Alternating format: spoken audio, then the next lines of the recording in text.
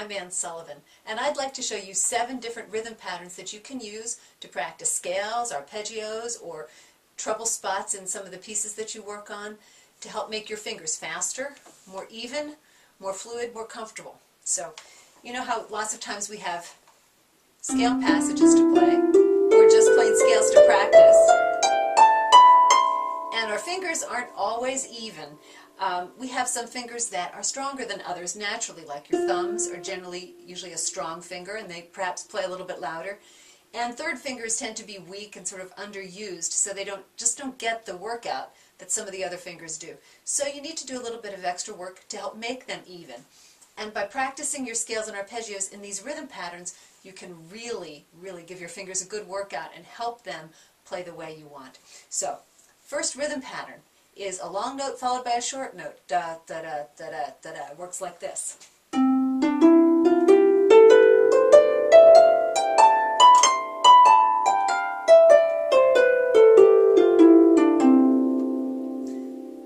Then you switch the accents, right? And by moving the accent around, we're giving different fingers a chance to have to play a note strongly and with more of an accent. So it gives them a chance to sort of even out with the other fingers. So that was long, short, and now we'll do short, long. Short note first. Oops. You'll notice that this gives those cross-unders a chance to really shine, as well as your third fingers. Mostly keeps the accents off some of those thumbs and fourth fingers, so that's a really nice and useful scale pattern. The others are all based on triplets. They all use triplets one way or another. The next one has a long note and then a triplet. So if your metronome is a nice steady 8th note, for instance, it's going to go this way. Long, triplet, long.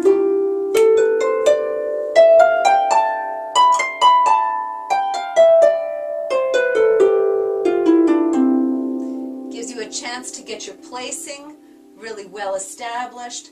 Just a little bit of speed on those triplets, so it works at speed. Now we're going to switch that and put the long note at the end, so we'll play the triplet first and then the long note.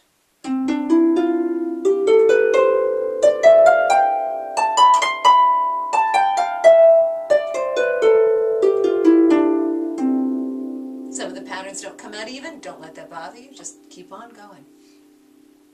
Now the last 3 patterns are all actually based on triplets. It takes the 4 notes and turns them into a triplet by putting 2 of the notes close together. So we're going to have sort of like a 1 and 2, 3, 1 and 2, 3 pattern, or 1, 2 and 3, or 1, 2, 3 and. And don't worry, I'll show them all to you.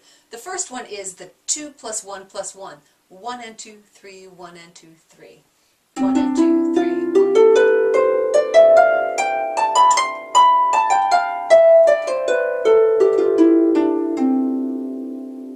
Now we move the 2-note group to the middle. 1, 2, and 3, 1, 2, and 3. 1, 2, and 3, 1, 2, and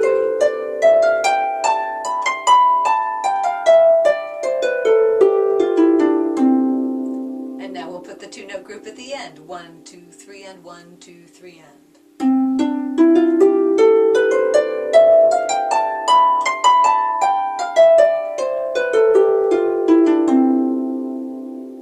By the time you've gone through all 7 of these patterns, you've given your fingers a great workout, you've really worked on all your fingers, and you've played a lot of scales, which is really the basis of a good technique. You can do them hands separately or hands together.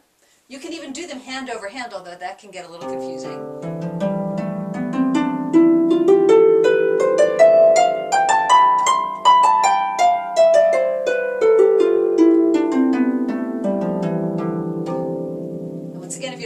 Even, that's okay.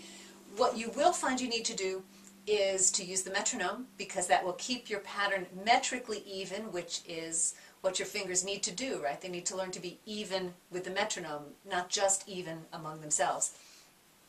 And it will also force you to stay focused on your scales. You won't be able to zone out so much while you're doing them, because you really need to think what that rhythm pattern is. 1, 2, 3, and 1, 2, 3, and.